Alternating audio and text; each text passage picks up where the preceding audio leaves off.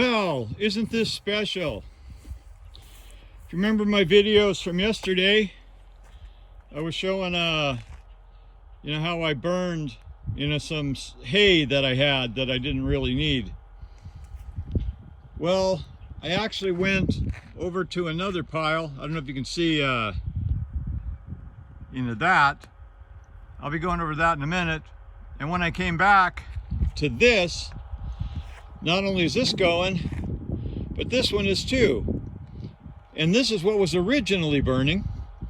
So I suspect the wind shifted and blew some of this fire onto this pile, which is what I was, getting ready to burn either later in the day or tomorrow. So that's kind of something you need to keep an eye on.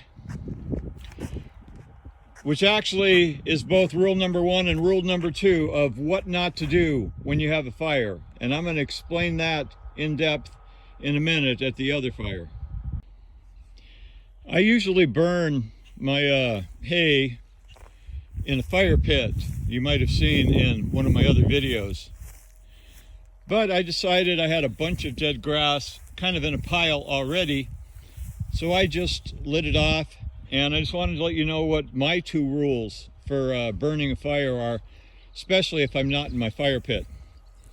Rule number 1 is not to burn it when the wind is either changing direction or starting to get stronger, because quite frankly it can take over and go places you don't want it to go.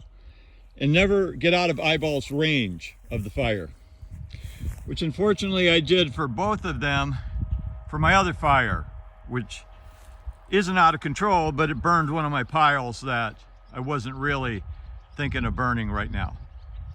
So let me give you a little more in the next video. Something that you need to know as far as burning is if you look around, you see there's a pretty big area of burnt grass, because that's kind of where it was to begin with, the grass that I had lit in the pile. And actually it spread a little bit because of the wind.